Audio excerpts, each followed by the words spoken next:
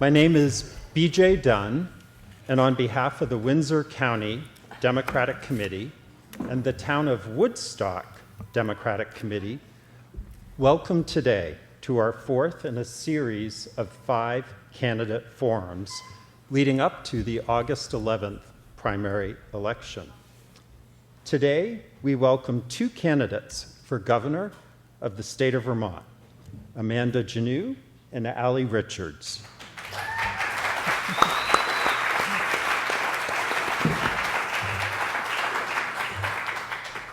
Both are excellent candidates.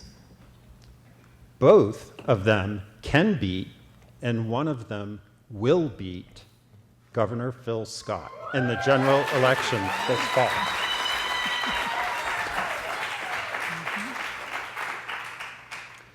It is our hope that this evening's forum will help us as voters draw distinctions between these two. Forums are like debate camps prior to the general election. As such, this evening there are some challenging questions that are designed to help prep both of these candidates for a debate against Phil Scott this fall. We would like to thank Pentangle Arts and their new executive director, Matt Roberts, for use of this great town hall theater space. We also want to thank Woodstock Community Television and Windsor On Air for their collaboration in recording this forum so that we may share the video link broadly tomorrow morning via our social media streams to voters unable to attend the event this evening. We want to thank our 2026 Forum Series supporters, gold sponsors David Green and Margaret Edwards of Barnard, silver sponsors our retiring Windsor District Senator Allison Clarkson of Woodstock, yay, and Dottie Deans and Lydia Spitzer of Pomfret, and our bronze sponsor Wendell Perkins of Andover. I will now introduce and turn this over to our 2 moderators. First, Susan Waterman of Springfield, Vermont, a funeral director at Knight Funeral Home in White River Junction. She has previously served as Windsor County Democratic Chair, as a town councilwoman, community organizer, and a small business manager. Our second moderator is Rebecca Holcomb of Norwich, who has just finished up. This is an enthusiastic audience. This is going to be great. Rebecca has just finished up her second term as Vermont State Representative for Windsor Orange 2, and she has previously served as Vermont State Secretary of Education. With that, I'm going to turn it over to our moderators. Thank you so much, everyone, for coming today. I love the energy, and we're going to see some of that from our candidates today. I want to start also by thanking everyone in the room who's running. There are a number of you out there, but really want to thank our candidates for running. It is so exciting to have this race and to have your voices out there on the path, showing us what good Democratic leadership looks like, so thank you. Running for governor is very hard. It's hard work, it's knowledge, it's nimbleness, and no small amount of courage. And for all that you're bringing to the trail, we have nothing but gratitude. So thank you for that. Give them a hand, everybody.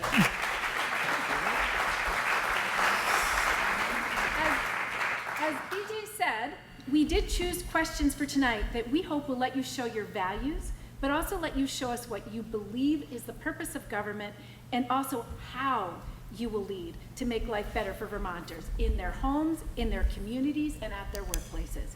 We will ask some difficult questions because Vermont voters and Vermont Democrats deserve serious answers, and we don't always get them from the current guy. And we also know you're up to it. Here's some general guidelines. Some of the questions will ask for very short answers, and some for a little bit more in-depth, thoughtful answers. We will make sure that we tell you who's answering first, in what order, and also how long you have for each response. As BJ said, you'll have cards here that indicate when your time is up, and we will cut you off. You will get, in the course of this, a series of questions that are individual questions that ask you to connect your own personal experience to how you will lead, so you will not all receive the same questions all the way through. And at the end, you'll have 90 seconds to make your closing pitch. If we have time, we might be nice and give you a couple extra seconds. For each question, consider the time limit as a ceiling, not a goal. Feel free to stop early if you feel like you're done. And again, we will cut you off if you run very far over so that we can get through the full, very packed agenda, because we've got a lot of input from people and we really want to make sure we get to hear your thoughts on a lot of issues. And I'm going to turn that over now to my amazing partner, Susan. Thank you very much. So we're now going to start with opening statements, and we randomized this, so the first person is Amanda. Wonderful. Well, good evening, everyone. 90 seconds. Oh, sorry, Aly? Did you say? 90 seconds. Oh, 90 seconds. Perfect. Wonderful. Well, I'm Amanda Janoo, and I'm running for governor because I refuse to accept that collapse is inevitable or that the best a governor can do is just manage decline. We are living through extraordinary times. Vermonters are burnt out. They're working harder than ever, but barely staying afloat. Families are being crushed by healthcare costs. Young people can't afford homes or a life here. Communities are losing their schools, their local businesses, and a real voice over the decisions that impact their lives. Our democracy is under attack, and people are anxious about the future, and for good reason. But Vermonters and Vermont has never been a place that simply accepts its fate being dictated by the powers that be. I was born and raised here in the Upper Valley and was taught that strong communities aren't built by billionaires or distant political institutions. They're built by the people who know how to build what's needed, repair what's broken, grow what sustains us, and care for one another. By neighbors showing up for each other, by communities having a real voice in the decisions that impact their future. We don't wait for someone else to decide our future, we decide that together. I've spent my career working with governments across the United States and around the world to build stronger, more resilient economies. And it's only strengthened what Vermont taught me as a kid, that the strongest places don't wait for prosperity to trickle down. They invest in their people, their businesses, their farms, and their communities. They build resilience from the ground up. And that's exactly what this moment asks of us as we face this cost of living crisis, climate change, and artificial intelligence. The way to defend our freedom is by creating the conditions that allow people to be free, because I know that together we have everything we need. Thank you.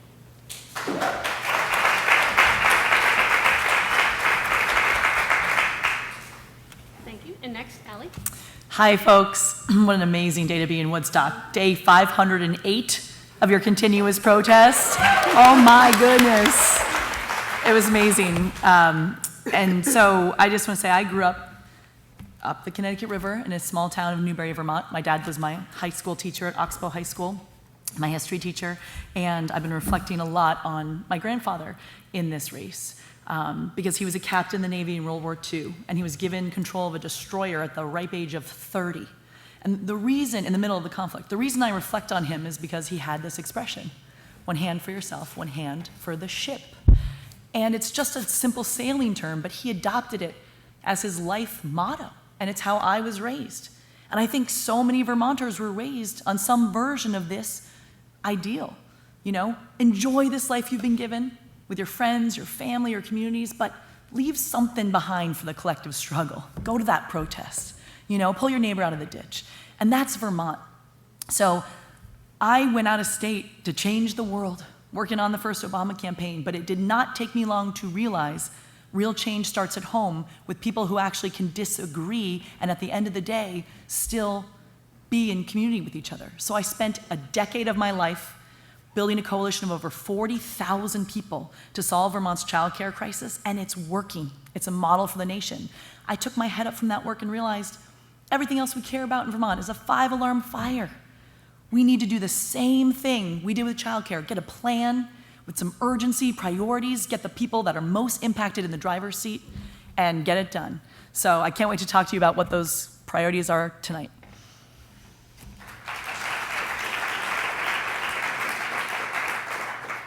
Thank you. So Aly, you'll answer this question first, and then Amanda. This is a 45-second answer. Just a warm-up to get us going here.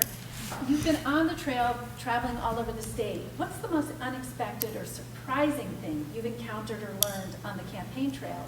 A person, a place, a conversation that has stayed with you, and why? That's what your mic isn't working. I will repeat the question. Sorry, there goes the mic. What is the most unexpected or surprising thing you've encountered or learned on the campaign trail? And it could be a person, a place, or a conversation that has stayed with you, and why? Her mic is not working.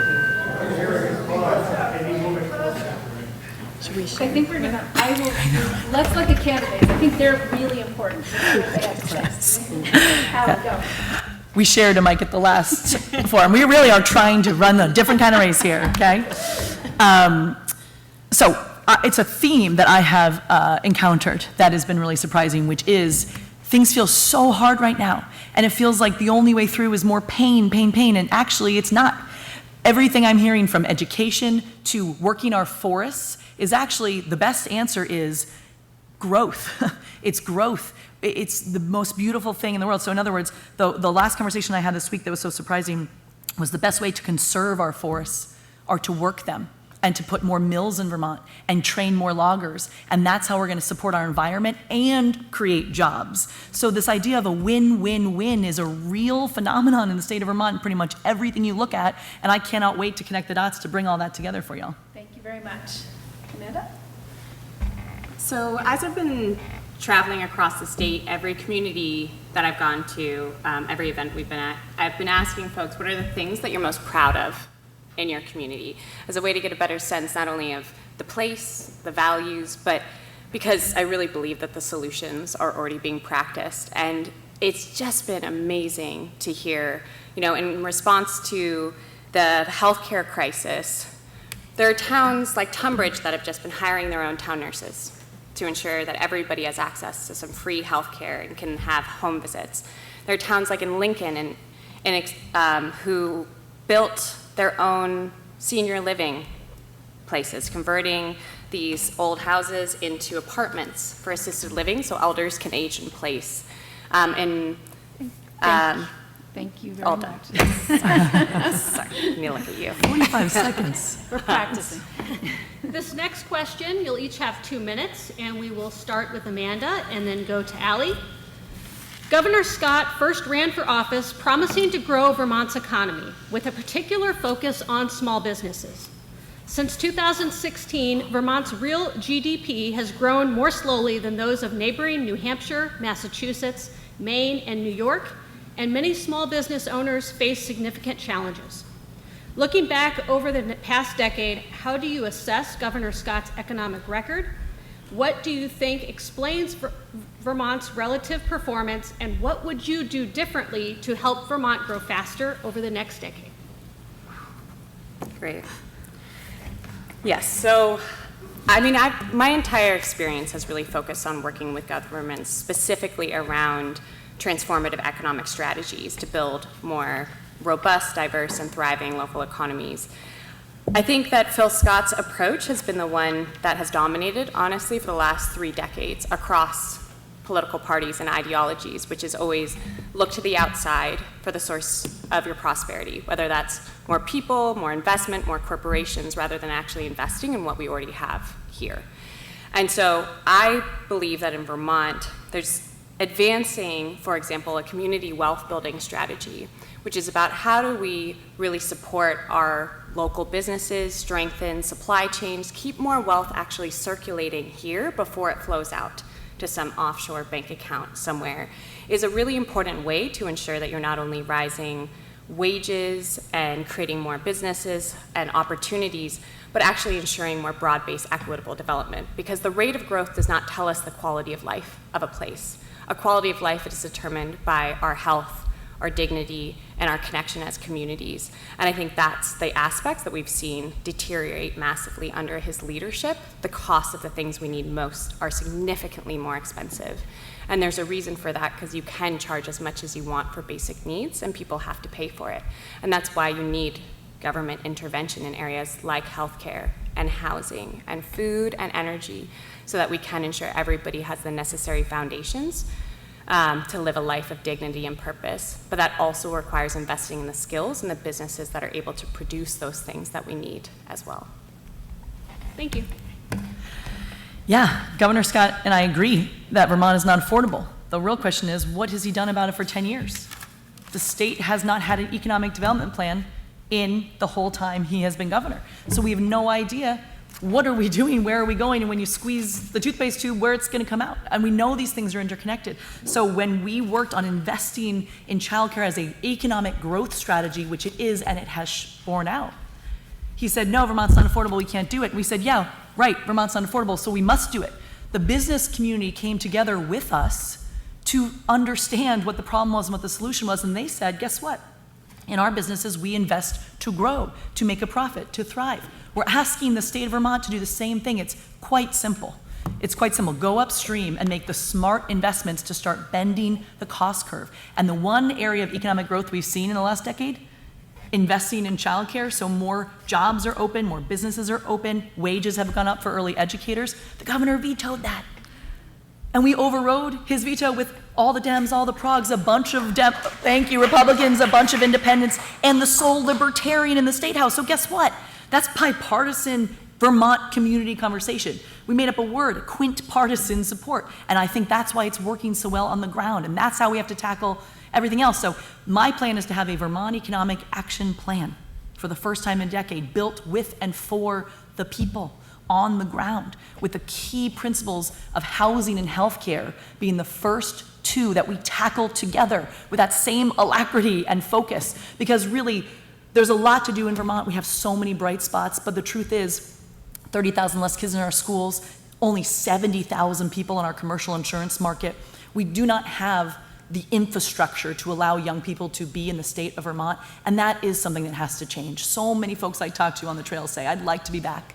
I'd like to come back. Can't find and afford a house. What is state government doing if not helping us provide that infrastructure? Thank you. Thank you. And we're going to keep moving. I'm going to encourage us to hold our applause because we really have a packed agenda. And we think you're amazing. We would applause for every question, but if we do, we'll never get the crowd out of here. So I know you want, do silent applause. The last question was about economic growth, and I encourage you to think about going back to that because the next question is actually about affordability, and they are different. And so if you feel like you didn't address the first question, you can seed it into your second answer. This time it's going to go to you, Aly, first. And the question is that Governor Scott first ran for office promising to make Vermont more affordable. Last question was he promised to grow the economy. Over the past decade, housing prices have nearly doubled. Vermont now is the highest per capita healthcare costs in the world, people. Which of these and other affordability challenges do you believe has been most poorly addressed by Governor Scott? And what would you do differently to make Vermont more affordable over the next 4 years? Great questions. This is like an AP exam in a great way. All right, so yeah, the affordability, you name it, right? The head in the sand approach ain't working for energy, for education, for housing, for healthcare, for our roads, right? So I would pick healthcare as the most mismanaged one, if I'm asked to pick one. And why? Anyone that knows anything about healthcare in the state of Vermont, ask them. They will tell you the governor has been MIA for a decade. There is no vision. There is no planning for healthcare strategy in the Agency of Human Services. And yet it is this root cause. Why did we go upstream to early child education 0 to 5? It's this root cause.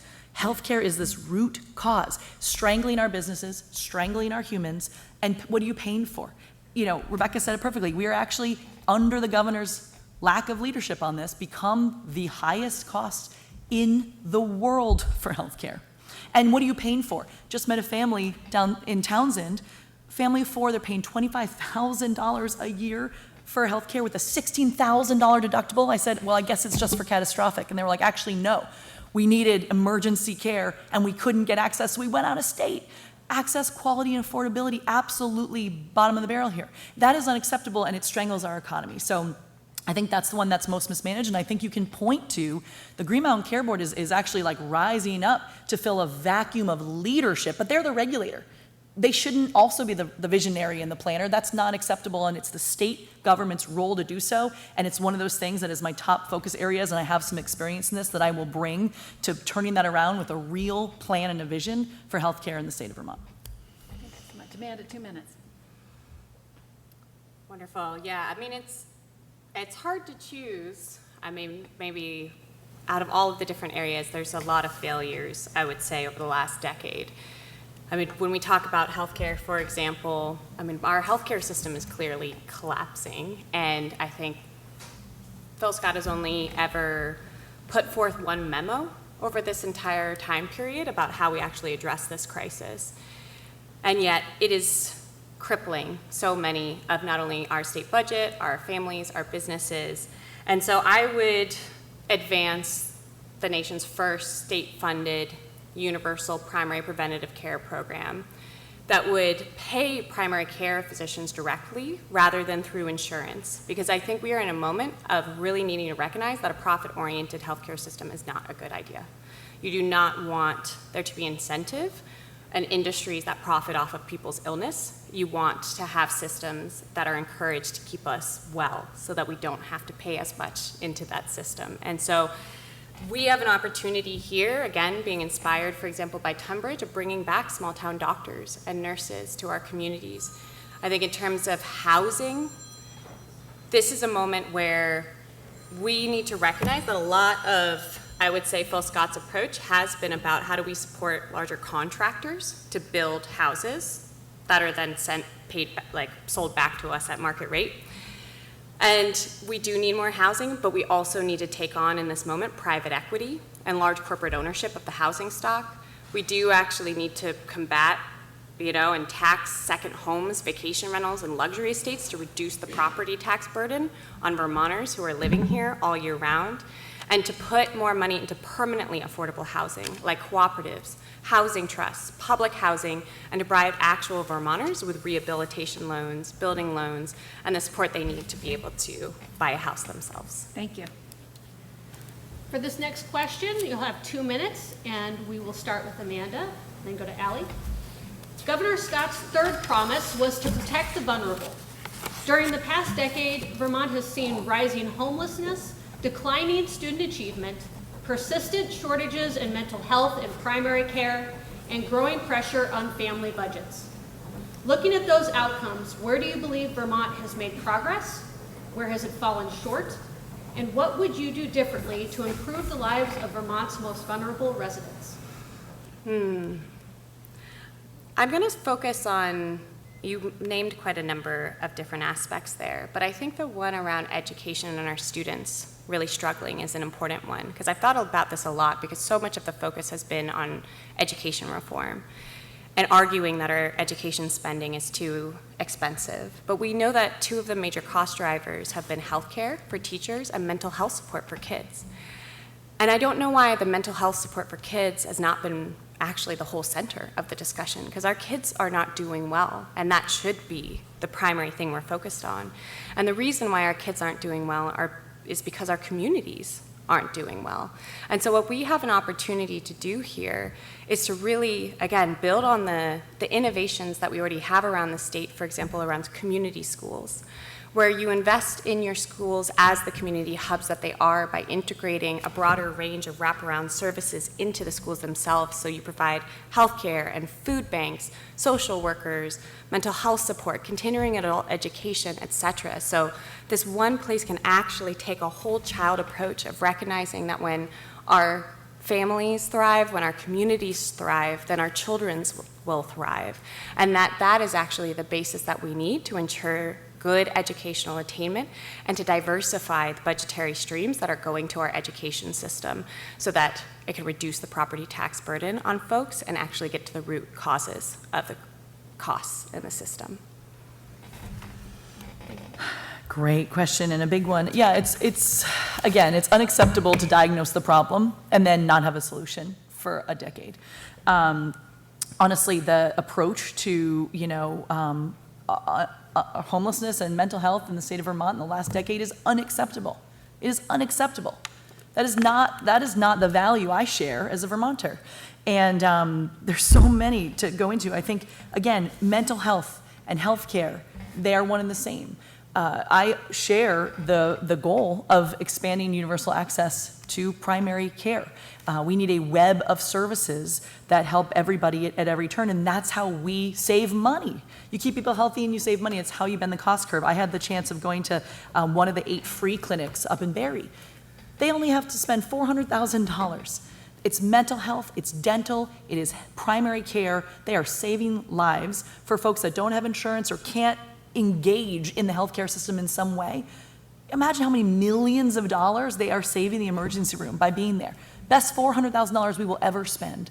And like many things in Vermont, I say, well, why are there only 8? Why don't we at least have one in every county? Because like many things in Vermont, we are program rich and system poor. You need the governor and the administration to be connecting these dots and creating these coordinations. You know, someone just said in Barrie, we need this, found the building, fundraised for it, and made it so. You know, it's not this system. And yet, can you imagine how much we would be served by every single catchment area, every county at least, having a free clinic, saving money and providing on-the-ground mental health, health, and dental for our folks? You know, building on what we know works and coordinating these services and supercharging the bright spots, that is pretty low-hanging fruit that is absolutely within our reach together in the state. Thank you. Continuing the theme of protecting vulnerable Vermonters and your role in that. This is a question that takes 2 minutes to answer, and Aly, you will start. In 2025, Governor Scott turned over the names, social security numbers, addresses, and data on grocery purchases of 140,000 Vermonters on SNAP to the Trump administration without knowing how this data would be used. 20 other states sued to block this demand. Scott's defense at the time was that resistance could cost Vermont $200 million in food benefits. However, as governor, you'll face this choice repeatedly on Medicaid records, housing data, school information, on issues that we don't even know yet. What principle tells you as governor where to draw the line? And is there any category of Vermonter whose data you would refuse to hand over, even at real cost to the state? I would not have handed over our SNAP and Medicaid data. That is unacceptable. There's so much nuance in this world. And this is a place where there is zero nuance. Part of the reason why I'm running for governor is because when I was first asked to consider this by folks, you know, parents saying we need hope, we need people, women to run, you know, we need someone who's gonna fight for working families. And by the way, fight with love, fight with compassion. We were talking about this at the protest earlier. When I was considering it, Minnesotans were under attack by our government, okay? And the thought was, I need to be part of the solution. I need to be in there rolling up my sleeves, helping. It's gonna come to Vermont any minute. And so look, Governor Scott has not been a fighter. Part of the reason of being the governor is to be a leader, is to help spotlight what's right and wrong and stand up for our democracy and for our communities. And in Trump 2.0, he has not done that. He just handed that over without a fight, and we would have won. Charity Clark is doing an amazing job as our Attorney General, and she deserves a partner in the governor's office. And that's what I will be. And we will every day say, what's the lawsuit today? What are our chances of winning? Scale of 1 to 10. If it's above a 3, we go. This is how we fight in Vermont, but this is how we fight for the rest of the country. This is what we do here in Vermont, a beacon of hope, of community when the world is on fire. I think community is the antidote, and we've got it here. So we have a responsibility to do this and fight for our people, and you know, I really think that's it. We need a compassionate fighter, and I would not turn over any information. That's surveillance. That's the wrong slippery slope here. I would not turn over any information to this regime at this time. And again, I would be Charity Clark's best partner. Thank you. Amanda. I think this is the most important question that we need to all be reckoning with right now. Because we have been here before in history, and we know that this type of attack on our neighbors, on the most vulnerable members of our society will not stop unless we stop it. And I think this is the moment when we need states to stand up. They need to band together, and we need to push back. And I am very concerned because 30% of our state budget comes from the federal government right now. And that is one of the reasons, a big section of it comes for healthcare.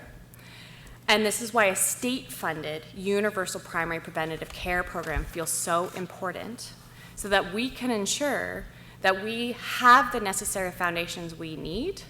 We are producing and providing the basics for everybody so that we can be very clear that when Trump threatens to cut our funding, which you know he will, we can say there is absolutely no price at which we will sell out our neighbors to ICE. There is no single aspect of our population or different groups whose information or whose freedom or security. I want Vermont to be the place where people can come and to feel safe and secure, that we can be welcoming to all those who face persecution in this moment, and to be a safe haven in that regard. But that does require all of us to be brave and bold, generous with our skills, our resources, and our care for one another, so that we can make sure that every Vermonter has a friend and a neighbor looking out for them, and a state that will stand by them no matter what. Thank you very much. This next one is a fast one, 30 seconds. And we're going to start with Amanda. In one sentence, what moment is Vermont in right now, and where are we headed? We are in a moment of both crisis and opportunity. We are facing compounding and overwhelming crises that I know can make us feel paralyzed and overwhelmed.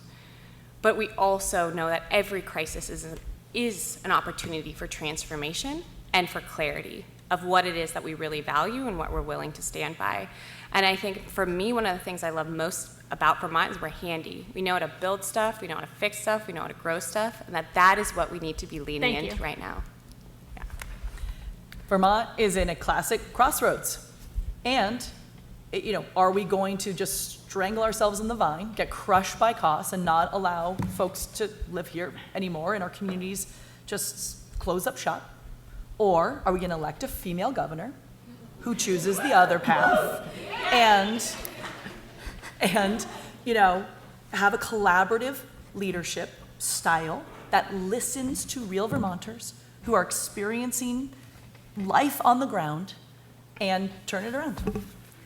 Thank you.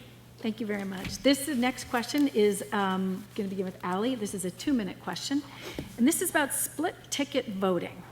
Phil Scott's durability is not just about Phil Scott. It's about some voters' anxiety that an unchecked Democratic legislature would spin Vermont into a deeper hole. These voters do exist, and you need them. In 2 minutes, why should a Scott Democrat trust you as the fiscal steward of this state? And how would you govern with a Democratic legislature in a way that doesn't prove their fears right? Ooh, this is the important one, folks. This is the one we all need as a team to have the answer for. Because the one message I hear permeating, being out in the trail for only a little over 2 months now, is, well, we need a divided government. Things are bad. But I don't blame the governor.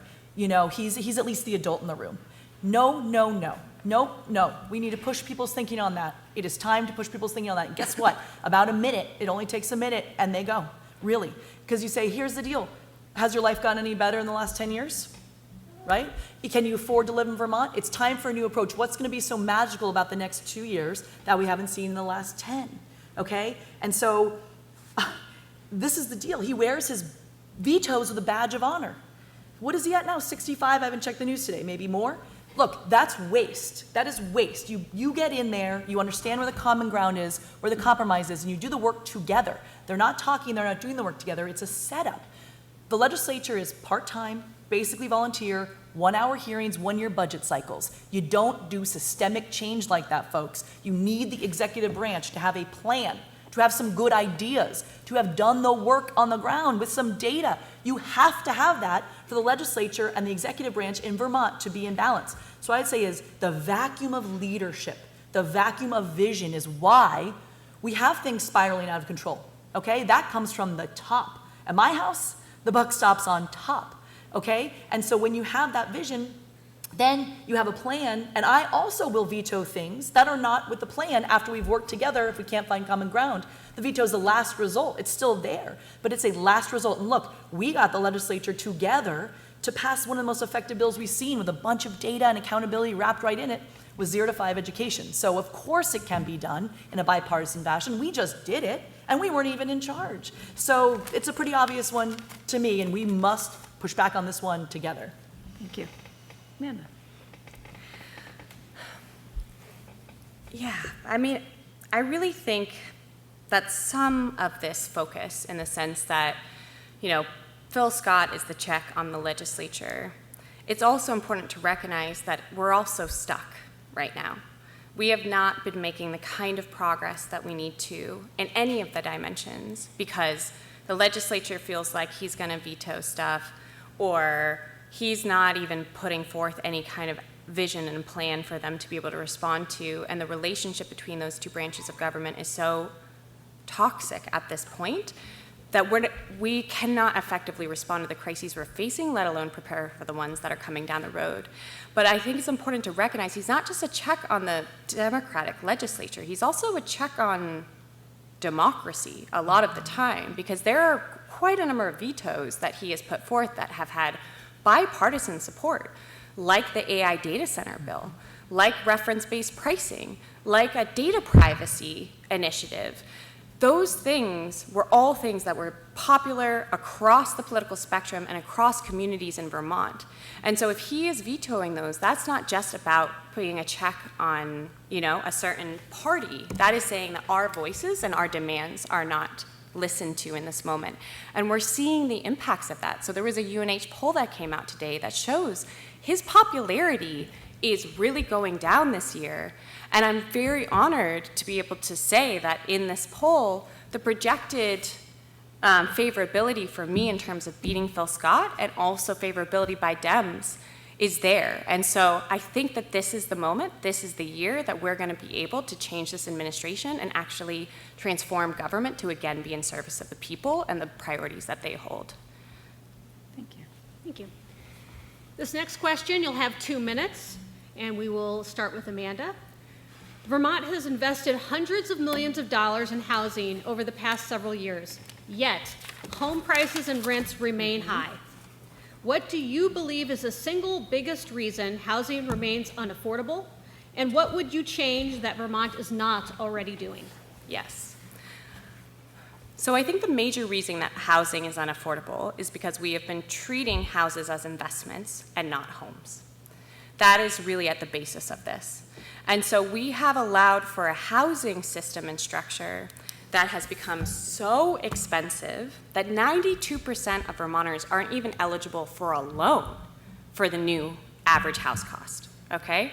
So at this point, it's really only investors and really wealthy, like out-of-staters, who are gonna be able to afford these properties unless we severely limit, like private equity, corporate ownership. And it's important to recognize as well, I mean, we built, as you said, we spent $780 million of taxpayer money to build about 4,400 units of new housing. Over that exact same period, 5,000 units were turned into Airbnbs, okay? So we are worse off than we started despite all of that investment, which is the reason why we need to be taxing second homes and vacation rentals and luxury estates at a higher rate, not only for the revenue to reduce the pressure for property tax owners now, but also to discourage the use of our housing for that purpose. We need to think more structurally in this moment to recognize that towns should be able to pass rent stabilization policies. They just shouldn't have to go through the legislature for that, and to actually get to the cost of building as well. We need vocational training, apprenticeships, and to produce more of our own housing materials. Because I know growing up, all of my friends' dads were carpenters. They all wanted us to go to college. That was the route to prosperity. We did. Now we have a bunch of student loan debt and no handy skills, and the carpenters are crushing it. But it does mean that there's a lot of skills here that we can pass on to this missing generation and make sure we have the builders, the skilled craftsmen that are needed to build beautiful homes and renovate them in our communities. Yeah, absolutely. This is the big one, and right here in Woodstock, I think it's 51% of your homes are now in secondary home market. I mean, I was doing some door knocking in every other home. I mean, it was really, really eye-opening. That's unacceptable. And, you know, again, the tax is for behavior change, and it's for the revenue. And you have to move forward on this taxing of second homes and luxury properties and vacation rentals. And you also need to understand, you know, why is housing so expensive? And it's regulations, it's the cost of housing, and it's workforce. And so you tackle all three. You know, we pretty much agree we need to build more housing, we need to convert more large houses into duplexes, we need to rehab other homes, and we have, again, back to that programs, we've got programs, you know, and many Vermonters cannot access them. So technical assistance at the right place at the right time, this is what your state government can do for you. There's this great CHIP program that helps towns do creative financing for wastewater so they can actually afford development. So many Vermont communities cannot access that. So the right technical assistance at the right time from your state government can really unlock these programs that already exist. You also have to have the best apprenticeship workforce training program we have seen since the New Deal. Back to my nerdy dad history teacher roots. I am obsessed with this. We've done it in history before and we can do it again. We have no electricians, we have no plumbers, and yet they have a higher wage than almost any job in Vermont, and we have the lowest amount of students going on to anything past high school graduation than anywhere in the country. So you get them all on track to have the apprenticeships, the workforce training, the build the homes, and then you do templates for local zoning. Here's a model zoning to help you say to a builder, we want to build this housing here, and then it's all green lights, and you can actually you can build the housing in your communities. Thank you. This next one's a short question, just to mix things up. Aly, you're going to go first, and you have 30 seconds. What is a book you've read recently, and what impact did it have on you, and why? Oh, mama. Oh, my goodness. Sorry to go so heavy, but I recently read Cast, and it is so eye-opening, depressing. It's what we know, but it really puts it in your face. It's about, I think it's why we have Donald Trump as our president. It explains these deep, deep biases and sort of the root of racism and where it has come from in this country and why it still persists. And I worked for the first Obama campaign hoping his election would heal us from what ruptured us from the beginning, and it did not. And this book really, really explains why. Thank you. Amanda. So I will be honest that since I launched this campaign, I have not had a ton of time for reading, but I do keep the Tao Te Ching like right next to my desk, and like I'll pick it up every once in a while and just like read a little passage. And you know, the Tao Te Ching for me, I think is one of the best guidances on leadership that has ever been written. So one of my favorite passages is the best leaders are the ones that you don't know exist, because when we're done, the people will say that we've done it ourselves.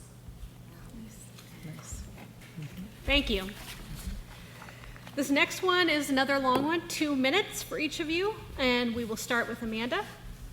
Vermont has the highest commercial health insurance premiums in the country, maybe in the world. Blue Cross Blue Shield has lost money 4 years in a row.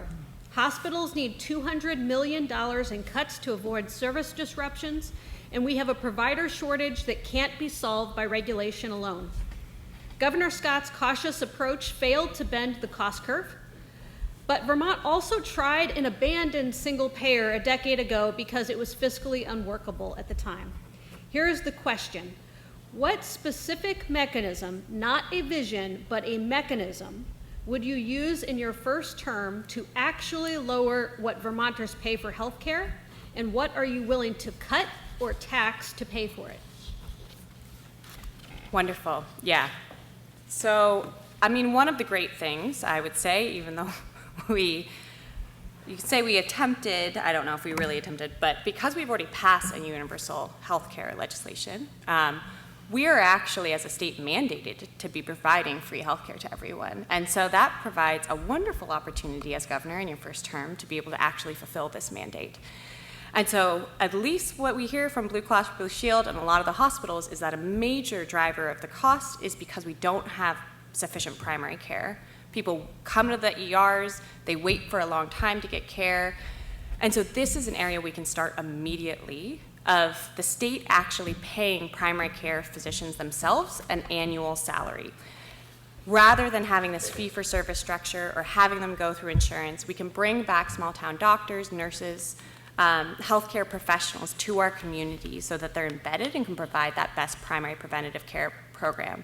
I've been part of a coalition that has been working to reform the Vermont tax structure here, and we've been trying to advance a fair share proposal that would add an income surcharge to the top 1% of income earners in Vermont.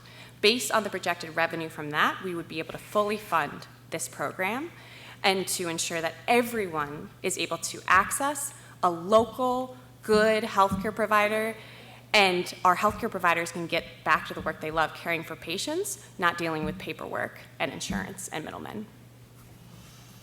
First 100 days, I'd ask for that bill that the governor just signed back on my desk, or actually the bill he just vetoed, okay? So it was a first step to reference-based pricing, and we have to. Reference-based pricing is the mechanism that is a governor on costs. It says you cannot charge more than a percentage of Medicare, and the regulator that is charged with doing this, the Green Mountain Care Board, worked with the legislature to say, great, how do you digest the elephant? We gotta take our first step. This is a big new thing, and we've gotta move forward. Let's start with a segment of the population to figure it out, okay? You gotta figure stuff out. And the governor said, nope, you didn't do what I wanted to do, so I'm gonna veto this and stop us from moving forward at all on reference-based pricing. So that one is key. It controls your costs. The other one is risk-based contract. We just saw our first risk-based contract between the Blue Cross Blue Shield and UVM Medical Center. That means here's money to keep these people healthy. Figure it out, you don't get one more dime. So these are things we are figuring out how to do, and we haven't figured them out yet, but we're starting to see glimmers of hope. You need your state government focused on them until they are real. You need to have the hospitals collaborate. These are real things that you could do in the first 6 months of a term. Help hospitals collaborate. What are your basic services you must keep open? And then what are your specialty services? Keep the hospitals open. They're all on the verge of bankruptcy except for one. And keep the jobs. And then do the specialties. Intelligence centers, focus centers, everywhere else in the country has figured this out. I also will be supportive of recouping these Trump tax cuts to pay for this, but to me, the plan has to be real. We can't make a big promise about something like single payer and then say we'll figure it out later. You got to figure out the plan and show that it's real on the ground, and truly it's that workforce piece that is the beginning of it being real. We know how to deal with the nursing shortage, we did it before, so how do we get these clinicians here? Workforce supported housing, incentives, rural, pay incentives, loan forgiveness.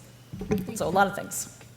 Thank you. We're going to shift to a topic that you've already noted received a lot of attention this year, and that's education. So to start us off, this is a short question, 30 seconds. Aly, you'll start. When were you last inside a Vermont public school building? Where was it, and what do you remember about it? Can we have more than 30 seconds? Last week, I've been to a bunch of them. I was in the Peachum Town School, elementary school, and their childcare that they just put in and are expanding. And what I learned about it was they're happy, they're healthy, they're not spending that much money. They have about 63 kids there, and they've had about 63 kids every single year since it was founded in 1776.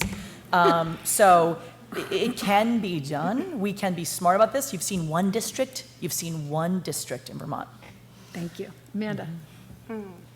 Well, so my sister's here, so shout out to my sister, Aly Janoo. She's a middle school teacher at Hartford Middle School. And so, I think the thing that, yes, of course, I'm probably, the kids, they look happy, but I would also say I've heard a lot that they're really struggling. Like, this is a moment where they're feeling a lot of the anxieties that we're all feeling. There's a real struggle with truancy. There's real struggles of the level of familial support that is necessary for them to be able to thrive in this moment too. Thank you. Okay, this next question, you have 60 seconds, and we're going to start with Amanda. Should all private schools and pre-kindergartens that receive public tuition out of the Public Education Fund have to follow the same rules as public schools and serve all local children?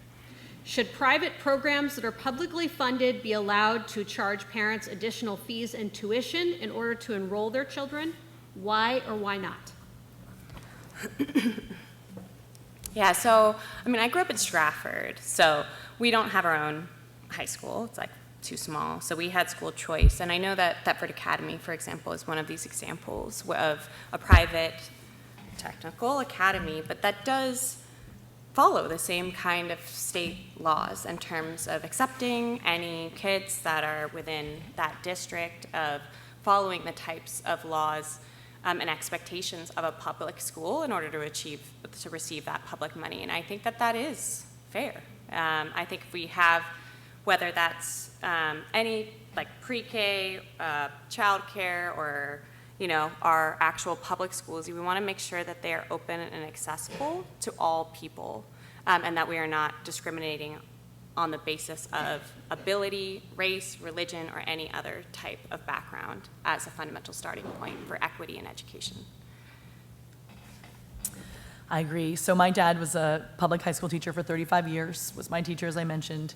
I was on the State Board of Education as a student member in Vermont. Howard Dean appointed me when I was 15. I don't think I hold any convictions more strongly than the transformational power of education as the tool that we have in our society to give people what they need, to break generational cycles. And it's a public good. And when you let the cat out of the bag, you can't put it back in. So I'm proud of Vermont for not letting the cat out of the bag, and we really, really have to focus on that. So private, 100%, if there are public dollars going to private schools, they should meet all the same protections, 100%. Public dollars for the public requirements. And that, again, is based on discrimination, expulsion policies.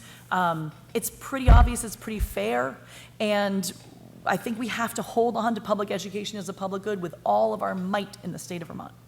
Thank you. The next question is a little challenging, and you have 90 seconds to answer it, which is about how much time you have in the legislature to work on anything. This question is about leveling down. And this is something that's near and dear to the heart of Woodstock, where you're now sitting, and it disproportionately affects Windsor County. Vermont's new education funding law, as outlined in Act 73 and the more recent bill, is expected to produce significant spending cuts in higher spending districts, places like Woodstock, Hartford, and Green Mountain, and I could mention others, even as some lower spending districts that chose to use new tax capacity to lower their tax rate, not spend more, are not yet able to improve their programs fast enough to compensate. Some people call that equity. Critics call it leveling down. These cuts are happening right now, thanks to the yield bill, and before the low spenders are forced to spend more and before they level up. So here's the question. If student performance drops in districts that are forced to make substantial cuts, who is responsible, and what specifically would you do about it as governor next year? Okay. So, these are very complex things, as Rebecca and I actually have worked on together in many different iterations of my career. So one of the reasons I also am running is because of watching this education debate tear our communities apart. If we're going to move towards something like the foundation formula, which is part of this leveling up and down, it's got to be the right formula. We have to have modeled it. We have to have done some really clear, energetic work to know it's the right thing to do so that it's not tearing us apart with all the things that Rebecca is saying without any gain, without any understanding if it's actually going to control costs and if it's actually not going to destroy this. So I think we just started the beginning of a conversation in the State House, and you need a really energetic leader to get in there and dig in with communities, with the Agency of Education as a service organization like it once was, with data, with tools for communities before we actually move forward with a lot of the key things in the education bill that just passed. Because if performance drops, it's on all of us. It's our fault, it's the government's fault.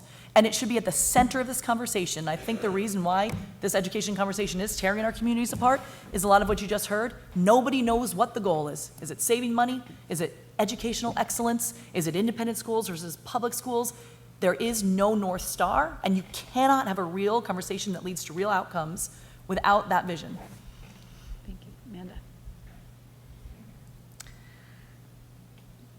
Absolutely. I would definitely agree that a lot of the logic that has been circling around this education discussion, I haven't fully understood from an economic perspective. I would say, we're talking about poor educational outcomes, and then our solution is to cut education funding, right? Like, that doesn't make a lot of sense to me. And then it's conflated with property taxes, which I understand is how we fund our education system, but we should deal with property taxes through property tax policy. We should deal with education through education policy.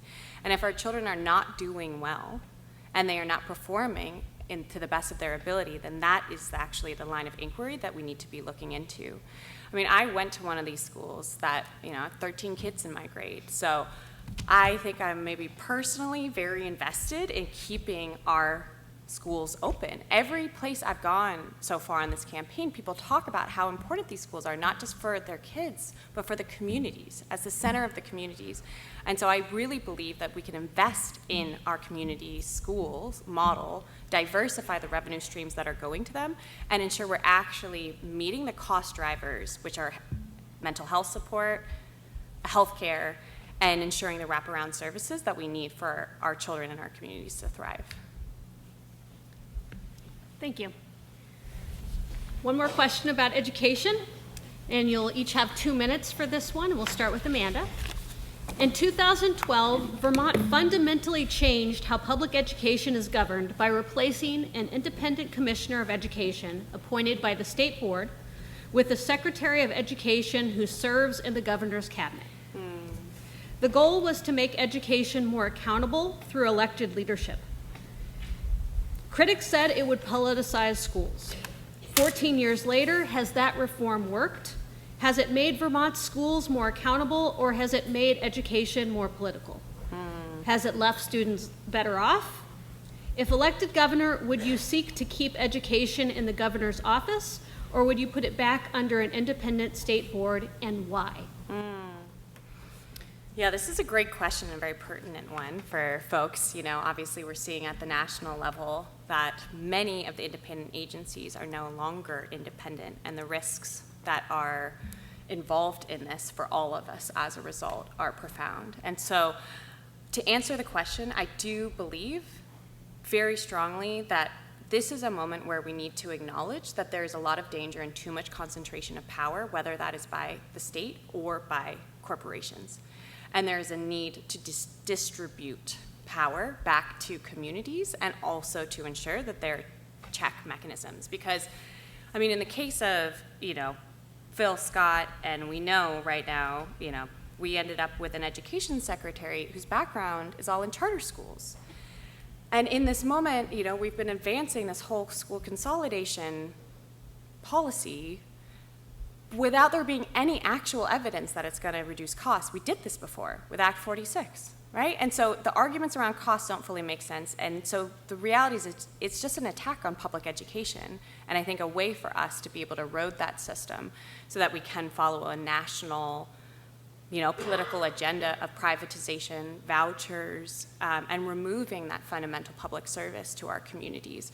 And so I do think it is important that we ensure, one, trying to give back communities as much control as possible actually over education systems, whilst ensuring equity and of opportunity and of educational quality across the state. So would you try to seek to place that outside of the governor's office then? Yeah, I would be fine. I think for me it's actually more so the issue of the formula.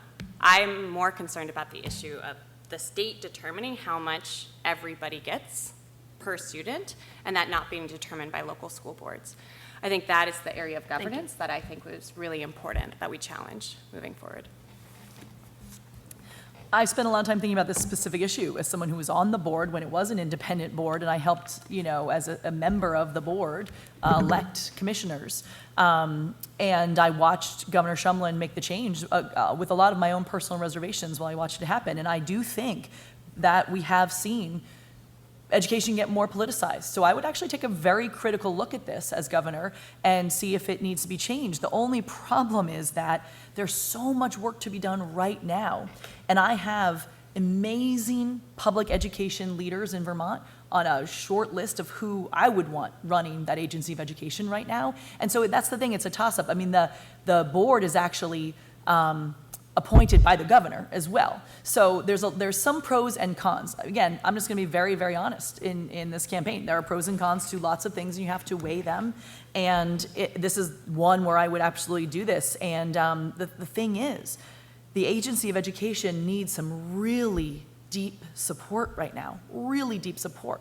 So as a leader, what do? I don't have all the answers. I get really, really good leaders who understand it on the ground better than anybody, and then support them towards the goal. And right now, this agency of education really needs to become a force that's out in communities with data, with templates, with support, saying, what do you want for your kids? Great. Here's your data. Here's technical assistance, here's cohorts of your peers, here's what your neighbor did, here's the questions to ask. So I would really want to focus on, as a governor, as a priority of cleaning that up with leaders that I can support on the team. But I think together, if we start getting in a more stable place, we take a really critical look and see if moving back to an independent board might be a really good way to sort of put the final, part of this plan together to say we've really cleaned it up, and now we're going back to depoliticize this and have an independent board. I would take a very, very critical look at that. Thank you. So this next section is going to be individual questions. We're going to start with Aly, so this is only for you, and you'll have 90 seconds to answer. Okay. You built a movement to solve childcare, and your campaign argument is that you'll do the same for housing, healthcare, and the economy. But the childcare campaign was a decade-long, single-issue effort with a clear legislative target. The governorship is the opposite. A $9 billion budget, fiscal limitations, a workforce crisis, a climate mandate, a hostile federal government, and no option to choose which fire to fight first. So here's the question. How does a decade-long movement building translate to a 2-year term of executive leadership? And what would you do differently as governor than you did as an advocate? Oh, this is such a thoughtful question, and it's the what keeps me up at night. Should I run for governor? And at the end of the day, yes, what we learned at Let's Grow Kids were some very simple truths. You understand deeply the issue, mostly by talking to the people who are most impacted by it. You set targets, you set metrics, you set goals, and you build a coalition around it, and you put the people most impacted in the driver's seat, okay? So we weren't in charge. We didn't have state government. We had to cajole and push and influence from the outside. So just imagine how fast you could do that work when you actually are in state government, with leaders in agencies, in commissions, working in hand in glove with the legislature. So part of the reason I decided to run was translating the experience of that and having real existential conversations with my closest mentors and advisors and folks in that movement, with my family, about whether we could take that experience and compress it into a 2-year time frame. And the answer is yes. You get great leaders. You give them ownership of things, you cheerlead against the goal, and when you're actually in charge. And by the way, the whole time we were working on Let's Grow Kids, a lot of this was building relationships with people from economic development, from the business community, from the nonprofit sector. It touches everything. So you better believe in that 10 years, we were starting to tackle a bunch of these intersecting issues, which is ultimately why I decided to run for governor. All right, thank you. And so I have a follow-up question for that. Okay. So you talked about intersections and delegation, but part of that is that this was more of a specific issue. Yeah. And when you're dealing with a lot of different issues, you're also going to face pushback and people that don't want to work with you. And one of the things that you left DC was that you stated that you couldn't fix it and you felt like you couldn't get anything done.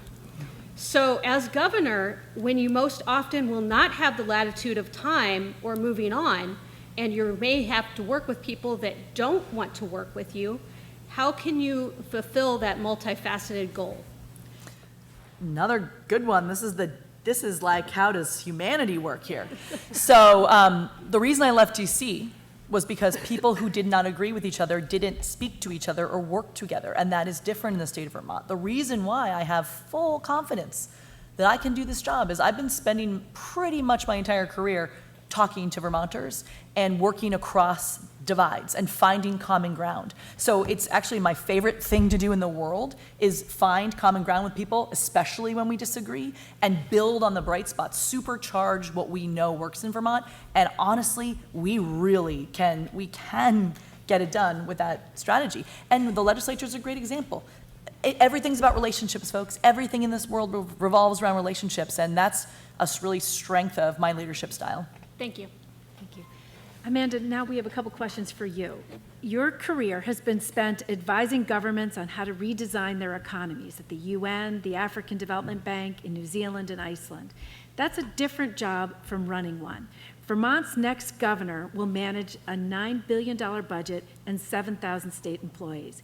She will spend most of her time, I'm saying she. Yes. Noted. Not designing frameworks, but making personnel decisions, negotiating with agency heads, and managing crises that she didn't choose. Help us understand how your advisory experience will translate to executive authority. What are you going to bring forward? What will you do in year one that is different from what you would recommend as a consultant? Yeah, so maybe just to share, for about a decade I worked internationally, really specializing in terms of not just like advising or giving frameworks or something like this, but really working with governments in bringing together the state agencies, policymakers, businesses, civil society representatives to really develop longer-term economic strategies that were just transformative in terms of supporting their local industries, of building more resilient economies, and of generating the kinds of good jobs that were needed for their development. One of the things that I learned through that process was how important the goals we set matter. So if we are just orienting towards stock market values, for example, we can say that our economy is thriving right now, even though the majority of Vermonters, of Americans, aren't earning enough to afford basic needs like healthcare, housing, and food, right? And so then I started really working with governments, state governments across this country, municipal governments, and also national governments like Canada to really think about how do you redesign and reallocate your budgetary systems to focus on the things that matter most, like our quality of life and a thriving environment, safety, trust in institutions, and to use fiscal policy in order to actually achieve those goals. So I think these are things that we really need in this moment because the management of our budget by our governor has been terrible, and we really need more clarity on what we're trying to achieve and how to bring together the various aspects of government to do it. So I have a follow-up on that. You've worked with governments that chose to try very bold economic redesigns, some of which worked and some of which didn't. Tell us about one that fell short and what you took from that experience. What does that experience teach you about the limits of what a governor can actually change? Yeah, well, I mean, I spent, a couple years working with the government in Ukraine. And that was a really interesting and obviously, very ultimately sad sort of experience. So the Ukrainian government was really focused on, their goal was peace.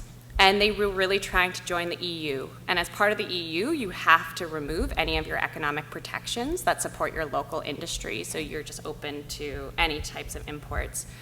And even still, the EU wouldn't actually allow them to be part of that accession. So it was really tough because the economic strategy they ended up following was not necessarily one that I believed was what was going to be best for the country, but there were higher level orders there that were needed. And that experience of just recognizing the importance of that strategy being owned, but also recognizing that there are big forces often outside of our control that can derail even the best laid plans. Thank you. All right, this next question is for you, Aly. You have 90 seconds on this one. Before running for governor, you served as chair of the University of Vermont Medical Center Board during a period when Vermont faced rising healthcare costs, growing concerns about access to care, workforce shortages, and increased scrutiny of hospital spending. When you think back on your tenure at the UVM Medical Center, what do you believe UVMMC got right? And what do you think it could have done differently? And what lessons from that experience would shape your approach to healthcare reform as governor? This is a big one. All right, for 90 seconds. Thank you for asking. So this was really an interesting experience. I was in the NICU with my twins. They just saved my life and my kid's life, and so I got world-class care. So something that UVMMC is doing right is it's an academic medical center that actually feeds all of our clinicians into Vermont, and without it, we would have even a bigger clinical crisis. And we get world-class care in a rural environment, which is very difficult. So they had saved my life, my kid's life at the end of a very traumatic end of my pregnancy, and then they asked me to be on the board when I was in the NICU. So I was like, is this your strategy of recruitment?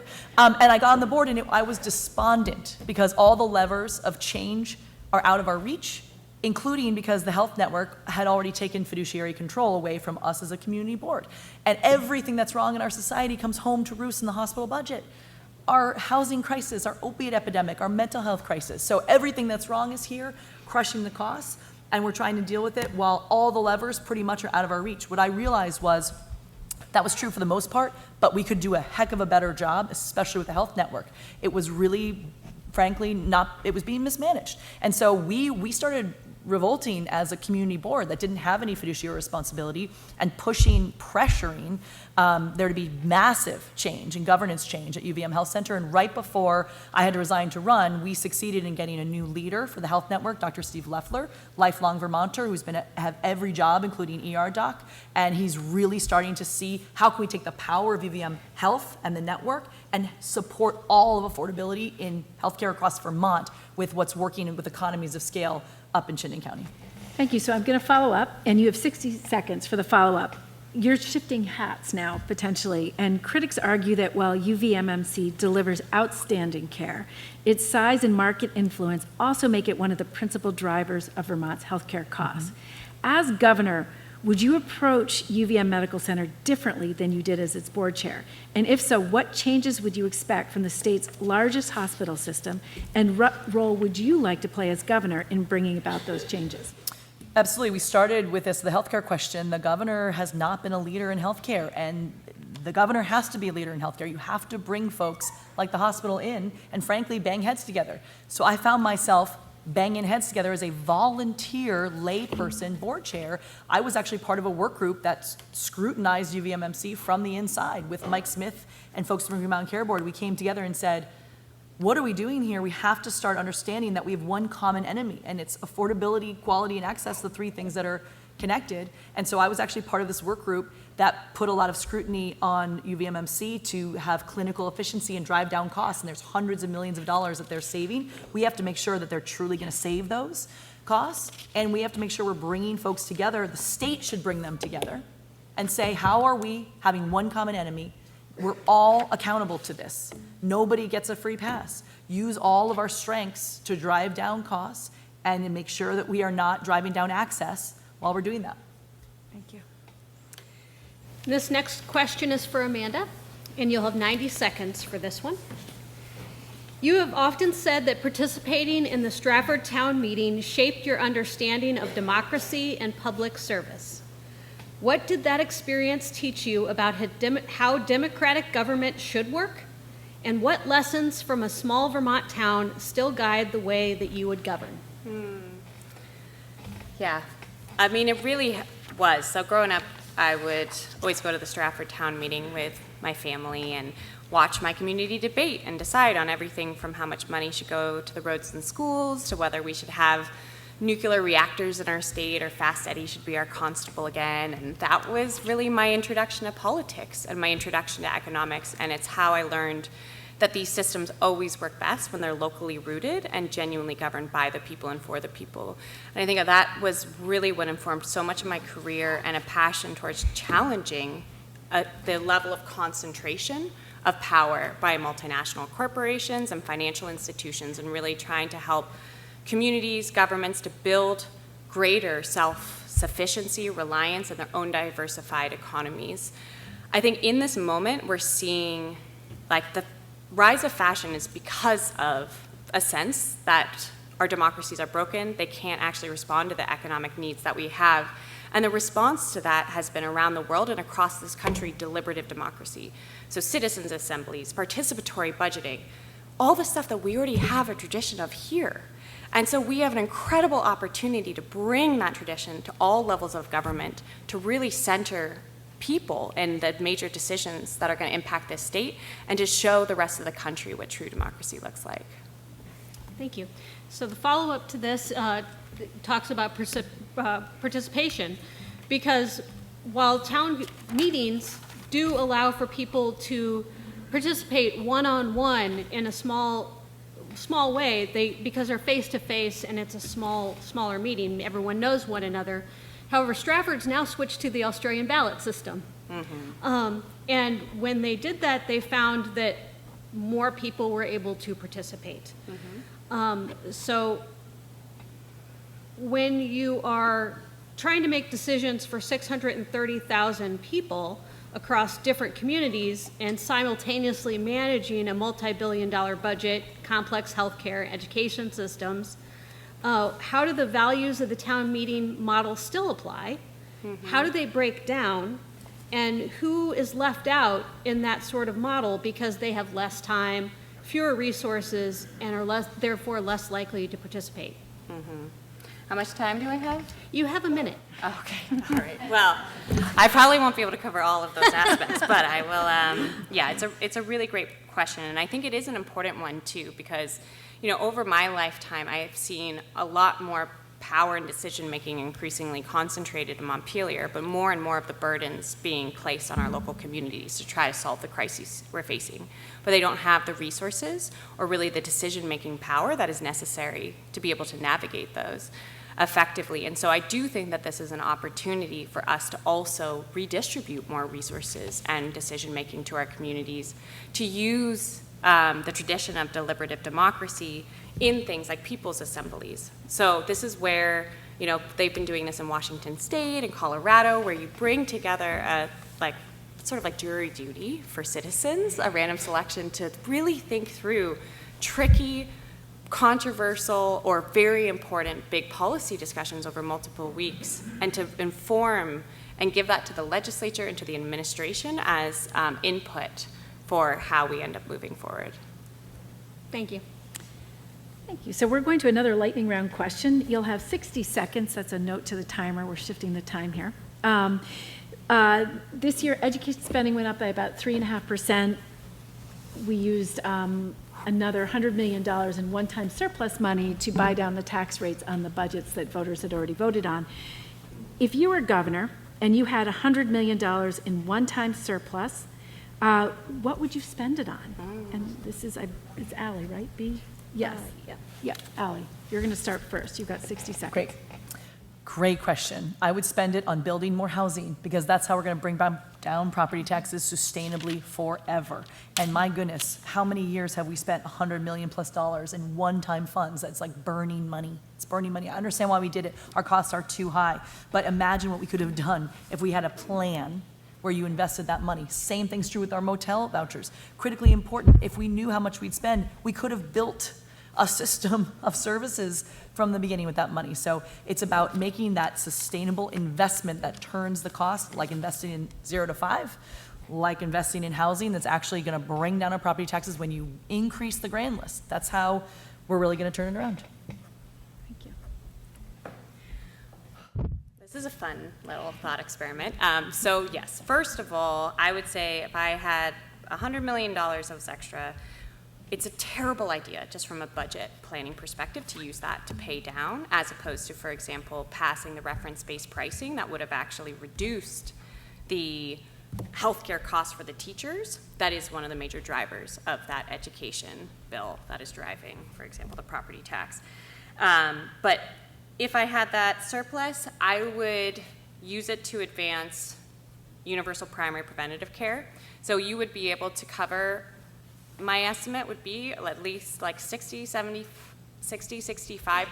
of our population and communities with that amount of money, through just paying primary care providers directly, nurse practitioners and physicians' assistants, and being able to bring them back into our communities to be able to provide that care directly. Thank you. So we're going to, they'll have 2 minutes. Yeah. No, or you want to do this one first? Yeah. 2 minutes for this next question, and we're going to start with Amanda. The next governor will have to choose repeatedly between things that matter. For example, fixing crucial infrastructure or schools, raising revenue or tightening our belts. So here is the question. Tell us about a time you made a genuinely hard call where your values pointed one way and the money pointed the other. What did you decide? How did you decide? Who did you disappoint? And what does that tell us about how you'll govern Vermont?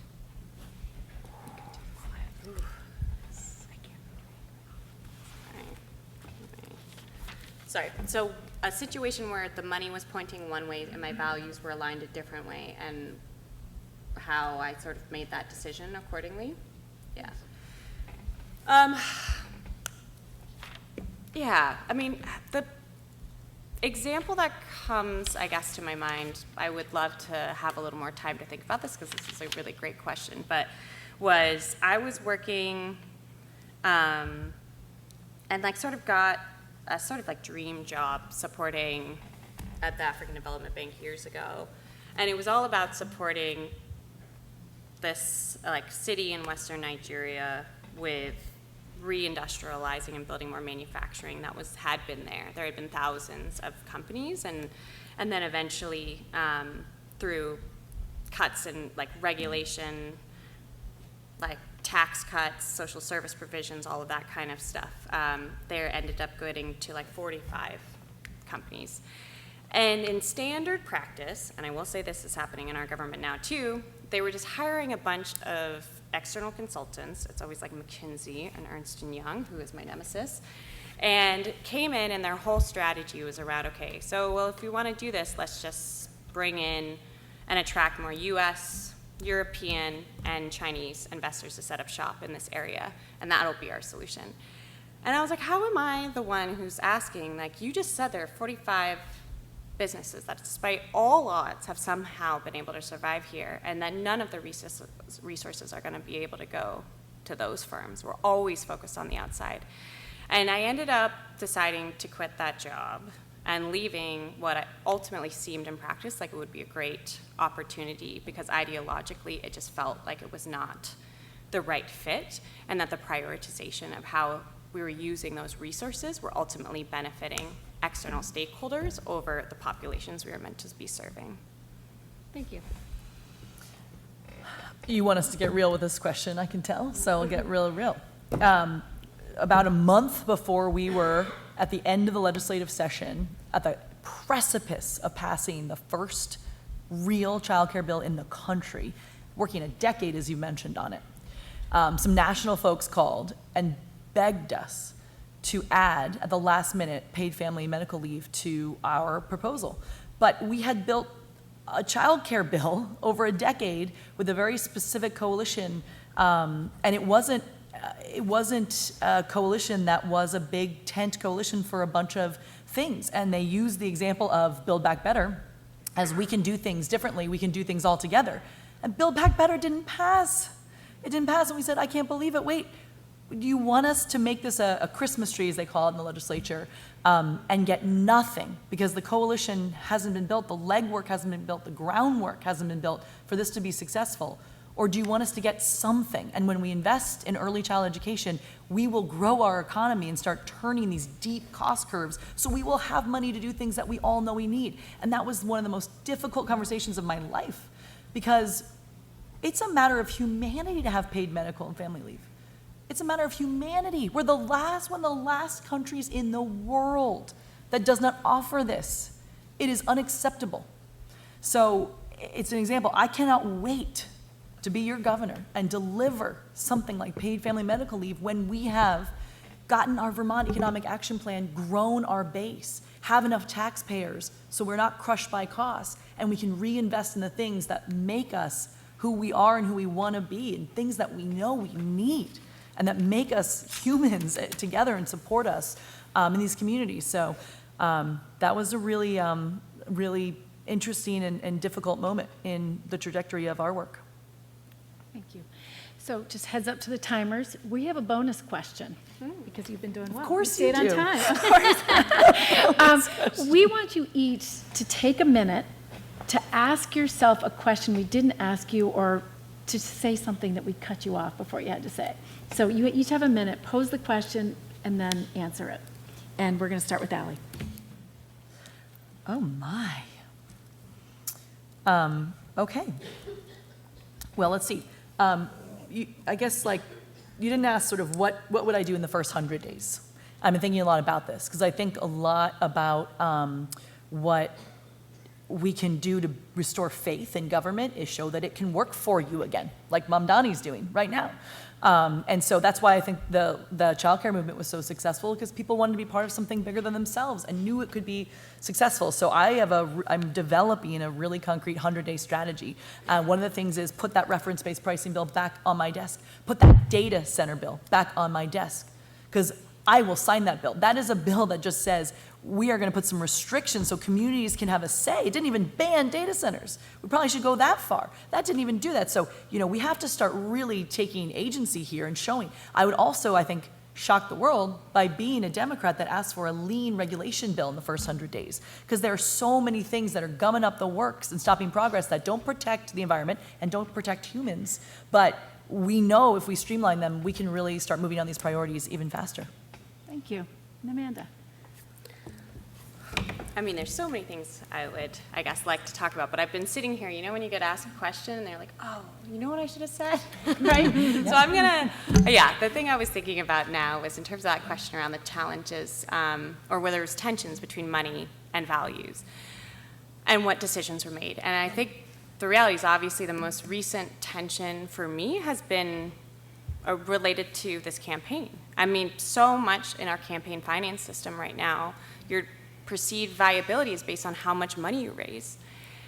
But for me, I really want to make sure that I am not beholden to any particular special interests or corporate interests, and so that I can really govern in line with my values. And that has been, like in our own team, being very clear that I'm not going to take corporate contributions. I'm not going to, align with any for-profit hospital or executive types of donations, to make sure that I won't accept it if it comes with any type of strings or expectations attached along the way. And that being something for me, I guess, that is very important in this race, and also call for campaign finance reform. Thank you. And we're almost there. I mean, this was an amazing hour and a half. So we're going to turn to our closing statements, and we're going to hope that you can, in 90 seconds, address why you, why now at this minute. But before we start, I just want to thank everyone again for coming out. This is such an important moment in the state of Vermont, and it is just inspiring to have such a strong team running to change the state. So thank you also to the candidates for putting yourselves out there.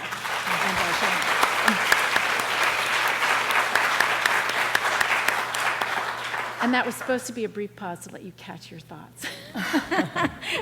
So right now, let's turn to closing statements. And Aly, we are going to let you go first. Great. And help us understand why you, why now? Why now? Amazing.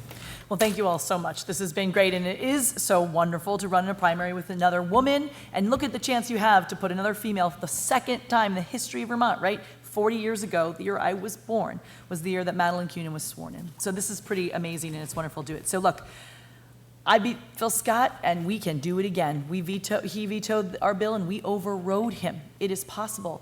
I have spent my entire professional career pretty much in Vermont transforming systems with Vermonters. We all have to rise up and say the status quo is broken and not be scared. Not be scared. There's nothing to be scared of. We've got this. We've done it before. We can do it again. Truthfully, there is no us versus them in Vermont. This is the thing that I'm really understanding.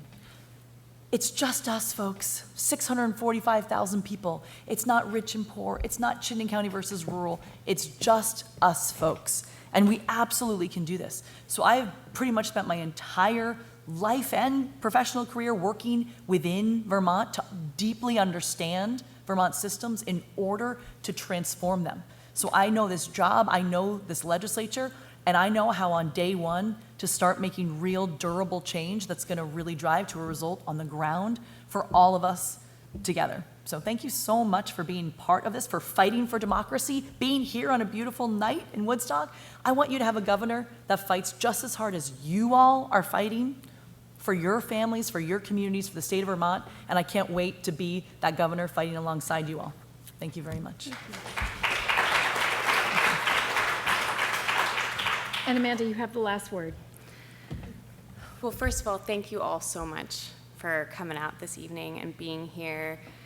For me, I'll be honest with you, like I entered this race knowing it was gonna be a long shot. But I gotta say, like, this is one of those moments where what once felt impossible now feels necessary. And I think that what has been incredible for me on this campaign is to be able to witness just the level of enthusiasm and support, the grassroots energy and the excitement for a more hopeful, a more transformative, and a more connected future. I think what I can say to my experience is that, I'm an economist. I've focused in economic policy, and I've spent my career working on implementation with governments. And so I am so honored to be able to have the endorsement of the State Employees Union. I mean, that's your team as governor, right? And so to have their belief and their support throughout this means so much. But also, as we've been going around, we've got almost 800 volunteers who have signed up, many who have never been involved in politics again, because I think we're all yearning to be part of something that feels proactive and not reactive right now, to be able to recognize that all of the crises we're facing are not separate and isolated, they're interconnected, and they're a part of our economic and our democratic systems, and that we have agency and power in this moment to make a change. And all of this, and the fact that, we have been able to show and illustrate full Scott's vulnerability and the possibilities of a really different type of leadership next year is because of so many people like you in this room who are standing up, getting involved. And so thank you for being here, and I hope you'll keep engaging in whatever way you can. Thank you.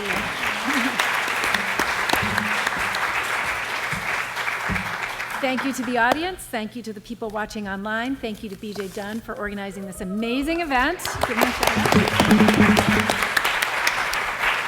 Thank you to our timers, and most of all, deep gratitude to you for your courage and your brilliance as you're out there on the campaign trail. Look forward to seeing what you do next. Thank you.